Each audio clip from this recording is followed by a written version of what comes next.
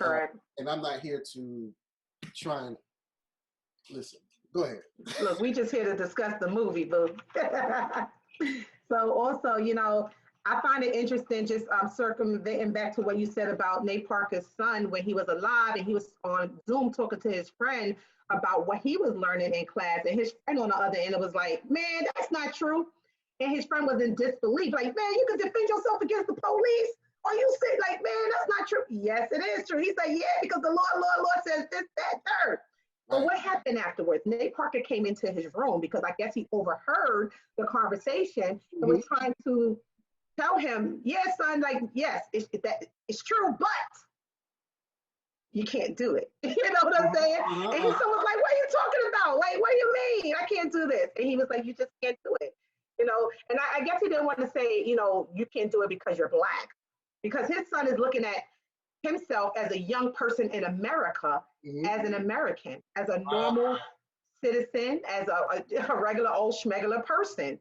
But Nate Parker had to like tell him, no, baby, you're different. And I guess this is where we as Black parents, you know, we have to always have that talk. The compliant talk.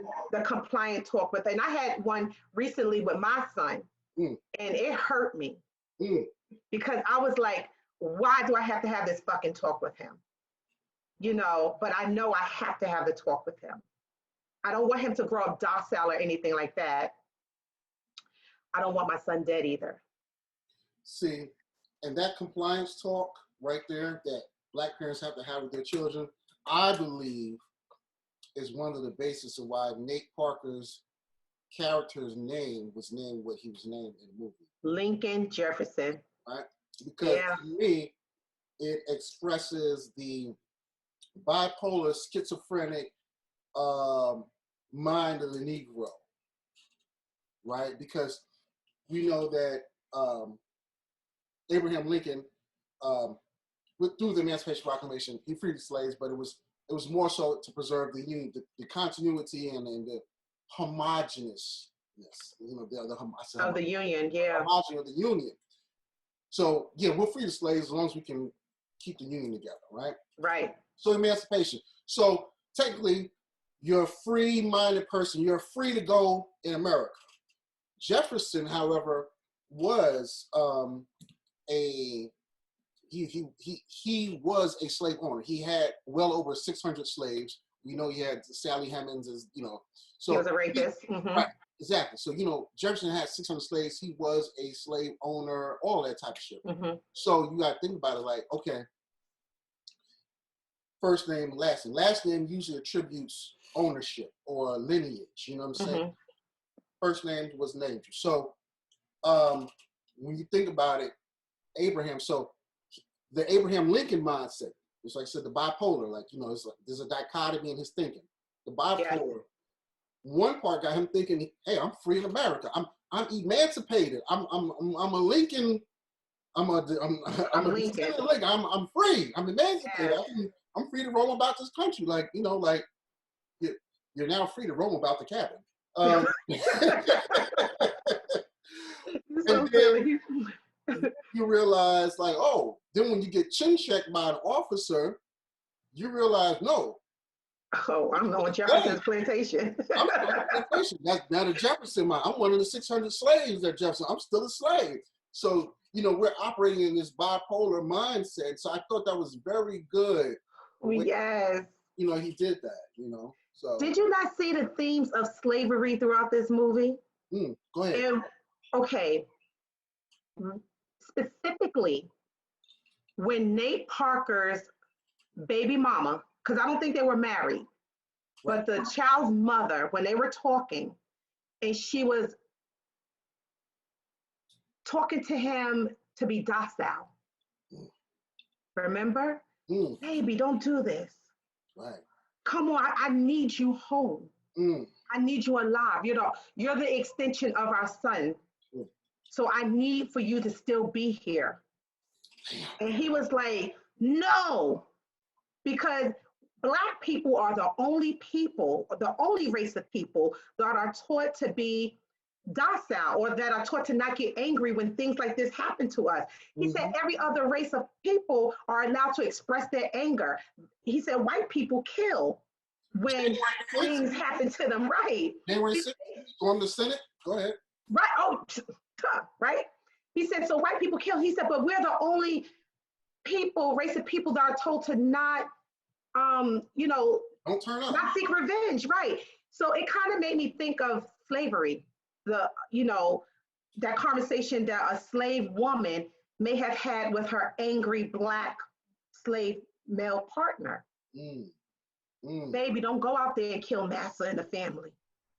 Don't do that, baby. No, just let's just live and be, happy here and just be free and just be not free, but let's just live because we don't want that smoke. We don't want that heat.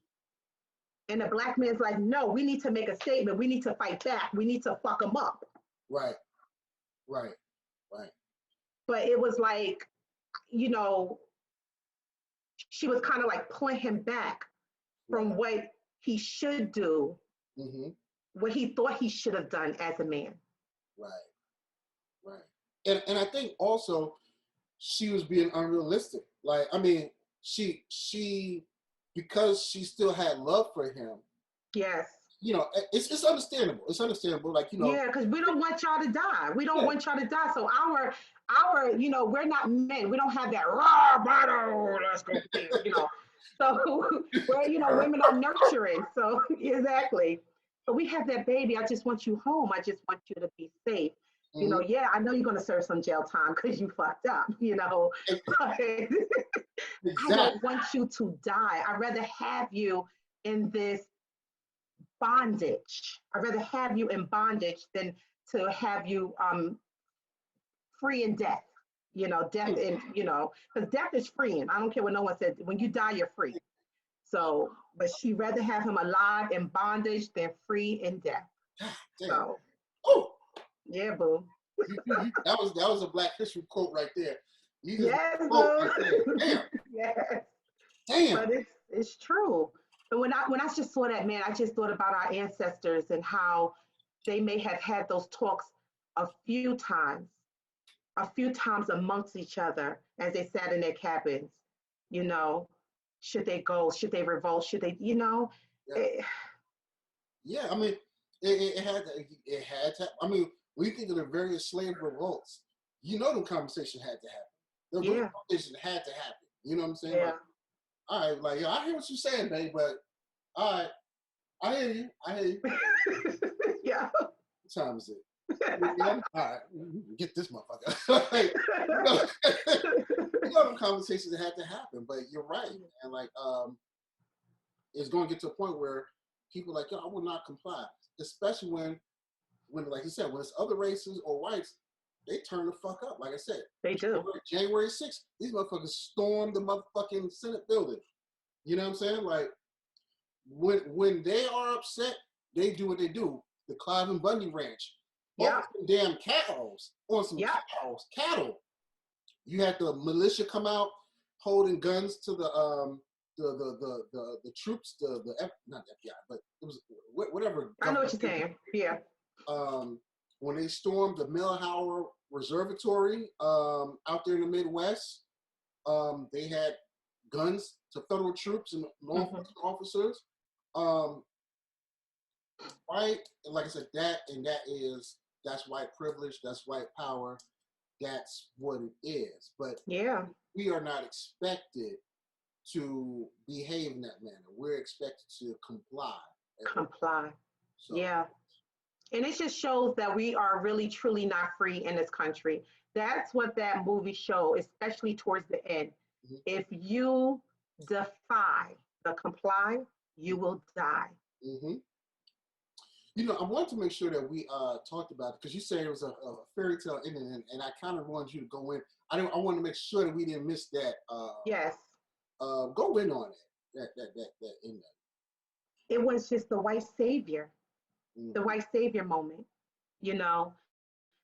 So in the movie, guys, Nate Parker, after his mock jury deliberated, and they found the officer guilty of murdering his son, Nate Parker had the officer get on his knees, call his wife and kid, and make his last statement to them.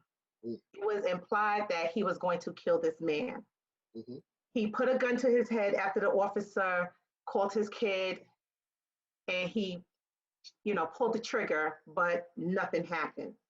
And as I said before, he said that indescribable feeling that I was feeling for a whole year and a half, I wanted you to feel it. So he made this point. Afterwards, he had to get up and, release everyone. So this is the fairy tale ending, because they always have to make, even though this white officer did something really wrong, okay, even though he admitted to killing this boy, even though the jury now deliberated and found him guilty, he still had to save the moment by telling Nate Parker, I'm going to walk you out of here. So we're going to walk out of this free together. I'm going to emancipate you. That's just what it is. I'm going to save you. I'm going to make sure that they don't bother you, that you're going to be taken care of. Yeah, you did. And he really never apologized for killing Nate Parker's son. Did you notice that? You did not. I said, if that was me and I was found guilty, I'd be like, oh man, I'm so sorry. Right. I don't know what I was thinking. Man, I'm sorry. He had no remorse whatsoever. He put back on his little, poked off his chest. Yeah, I'm going to save the day. I'm going to walk you out of here. And we're going to do this not as enemy, he said, not as enemy, but I'm going to make sure that you walk out of here. That's when I said that fairy tale ended, because the movie always had to make white men look human. I mean, they are human, but, bring like that humanistic side to that harsh reality. Right. So that's why I said it was a fairy tale ended up to a point, of course. Up to a point, of course. But yeah, no, I agree with you. There was it was that ending was very. I wanted more, but at the same time, it was realistic too. Like, right. I wanted more for some reason. I was left wanting more to happen than what happened, but I'm thinking it in my head. I'm like, yeah, you take over precinct at gunpoint. What's going to happen? Snipers, yeah, they're gonna shoot your ass no matter. They're not gonna try and hear no pasteurized political point of view. They were like, police was like, what? There's a Negro with guns. Officers at gunpoint? Oh hell no! Snipers. Soon as they see them take a shot, and it's realistic. Like that's real. Like they're gonna smoke them. But like you said, it and so that was that once again the duality, the Lincoln versus Jefferson. Yeah. I'm gonna emancipate you. I'm gonna free you. Follow me. And the Jefferson calls in like, that's a slave. Nigga. He's a runaway slave? No. Lynch him. Bang. Like, take him out. You know what I'm saying? Like, it was very, very interesting. Let me see. There was something else I wanted to say about Access My Notes. And I was going to tell you, too, like, we sacrificed, like, when you did what Nate Parker did, and you go in there, and you're basically sacrificing yourself for the mission. Like, be prepared to die if you're going to do something like that. You are not going to make it out. No, like, you're not going to make it out alive at all. They're going to make sure that you die for even stepping like over that boundary. So that's something I want to say too, because it's like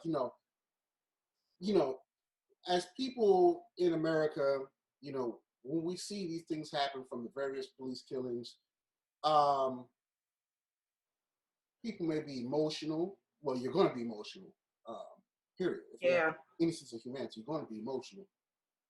And you have some people that may draw you in to do certain things that you otherwise may not necessarily do, but you got to be mindful of this. You know what I'm saying? So Nate Parker in the film, he got all his friends to come help him do this thing.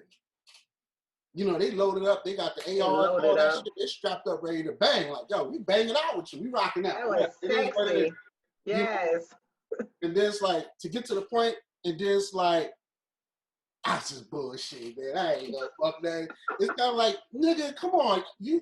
Listen, come on. Don't bring me out here where I'm putting my life on the line and you pump faking. Like, if we're gonna go, we raw dogging it all the way to the end. Like, that's it. Like, we raw dogging it.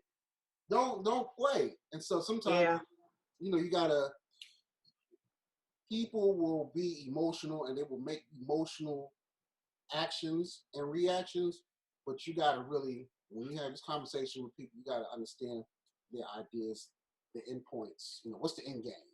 Right, what's the end game? Yeah. And you also have to understand this is a Hollywood film. Mm-hmm. So, I mean, in real life, maybe Nate's character would have shot that cop while he was on his knees. Maybe he would have done it. And then shot himself afterwards, because, I mean, shit, why not, you know? I'm going to get me, y'all get me, you know? You know what they're going to do. Yeah. But let me tell you something. Just like Hollywood set that tone, okay, they also told you how the tone is set. Because right after the movie was over, well, not over, but towards the end of the movie, you know, you saw news clips of the incident, okay? And these news people were saying, oh, he was a Islamic extremist. He was on a suicide mission and he had mental illness. Those are the three things they always say about people who just have a breaking point and just go all out because they were messed with, okay? You're an Islamic extremist, you have a mental illness, okay, or you were on a suicide mission. Those are the main three things they say. And then right after that, Doc, they showed a news reporter talking about a 249-pound, 6'4" basketball player. He's like, oh man, he's great, you know. I'm like, wow, they're showing us where they want us. They're showing us where they feel comfortable with us at, and they're showing us where we belong. Ooh. Entertaining. Right. Entertaining. That was very insightful. I didn't peep. I got what you said when I saw it. I didn't look at it that way. I just looked at it along the way of like, they look at these type of things and say, okay, we're moving on to the next thing, and that's not important anymore. But I didn't, whole how they view us, that's, right. That newscaster, the last one, told, after the female newscaster talked about him being an Islamic extremist and all that other good stuff, the male newscaster came on and said, man, look at so-and-so, I forgot the name he used. He's 6'4", 249 pounds. He's bringing the game. I'm like, wow, that's where they want us, on the court, dribbling the ball, entertaining them. The big buck that brings you big bucks. Yep. We don't have a voice. No. We can't go up against the system. No. All we can do is entertain. That's where they see us. And you're right, because that is the reason why he took over the precinct, because he didn't have a voice. He didn't have a voice. You know, the court failed him. Comply and then just go the legal route. The legal route isn't designed for us. And that's what he wanted to say in that movie. Right. It's not designed for us. The only thing the legal route's going to do is get you in debt, because you got to pay for court fees, got to get a lawyer, all this type of stuff. However long that goes, you know, it's not meant for that. Correct. So the only thing that you may get, is, you know, maybe a court settlement for like $5 million, maybe, but at the cost of what? You know, that doesn't bring your loved one back. You know, you look at your Botham Jeans, your Breonna Taylors, you know, your Eric Gardners, all these things. They can have all these different settlements, but it does not equate to the intrinsic value that this person has an impact on your life. It doesn't. It does not substitute that. You know? Correct. But they, you know, that's like hush money for them. All right, okay, no time for Negro tears. Yeah, give me $5. Shut that up. And let's get it out the way. Let's move on. You know what I'm saying? On to the next lynching. And so, yeah. Yep. One more thing I wanted to talk about was the Emmett Till thing. Mm. His son compared to Emmett Till in a lot of ways in that movie. So Emmett Till was a young boy from Chicago. He went down south to visit family, and a white woman falsely accused, not yeah, falsely accused him of whistling at her. Mm-hmm. And her husband and brother-in-law lynched him. They didn't just lynch that baby; they tortured him to death. And he was only 14 years old. And just like Nate Parker's son, he was 14 years old as well too.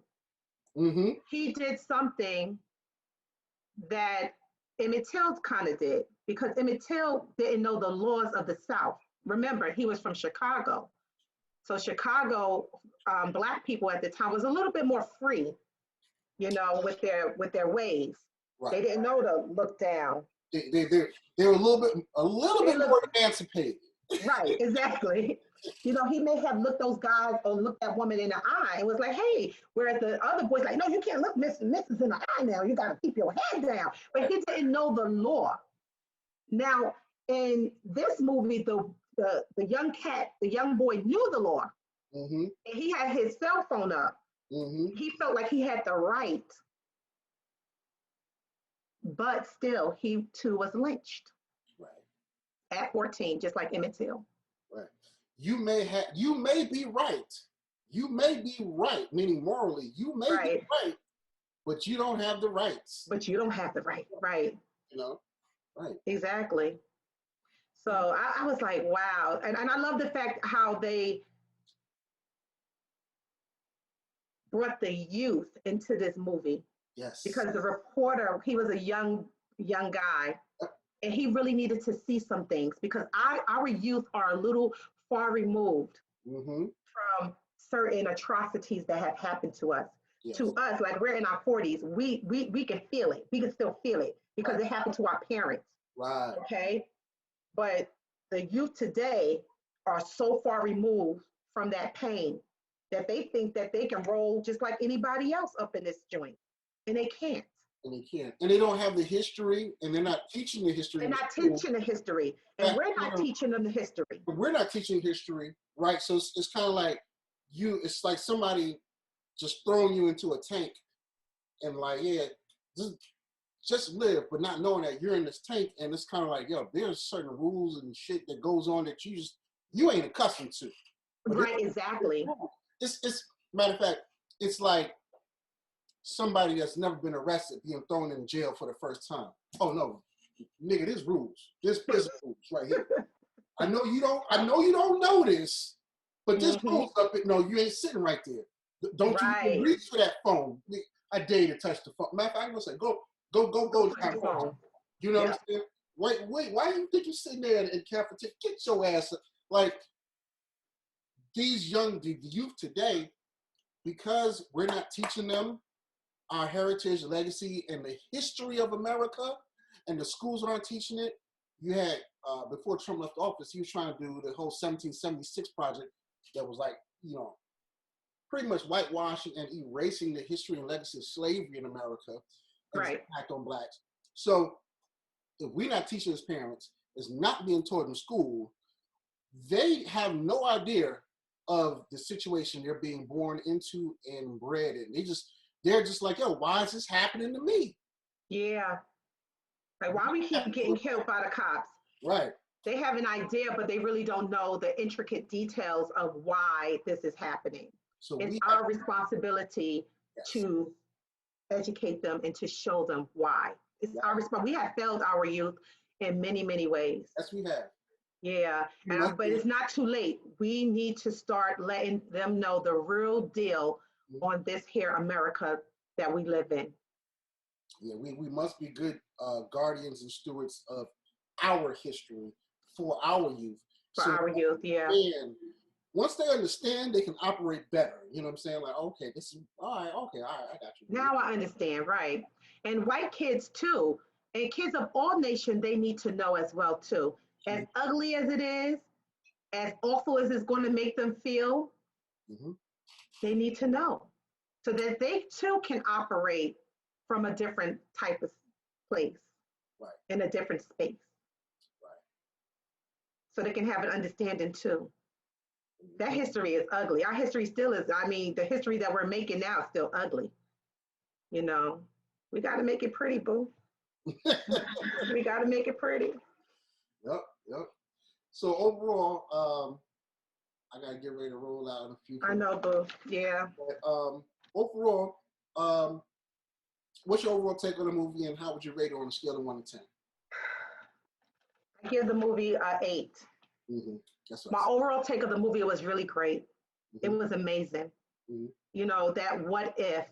We do see plenty of Black men in history, just even recently, who just snap. They snap because they just get so fucking tired of just the system. Yes. They snap. Oh, damn! What was the officer? Happened, right? What in Louisiana? And in Louisiana, killed herself. Yeah, you see what I'm saying? So I like the fact that he didn't get his justice, but he took justice in his own hands.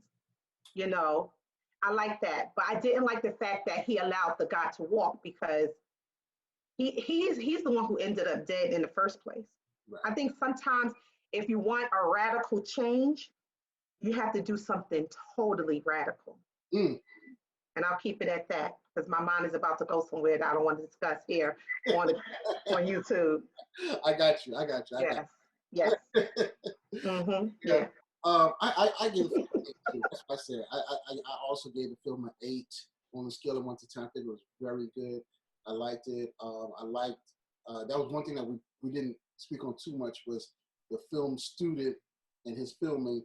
The way that they did that, it kind of gave you almost like a voyeuristic type of experience where it's kind of like you're really immersed into the life of the father that Nate Parker played and all of that.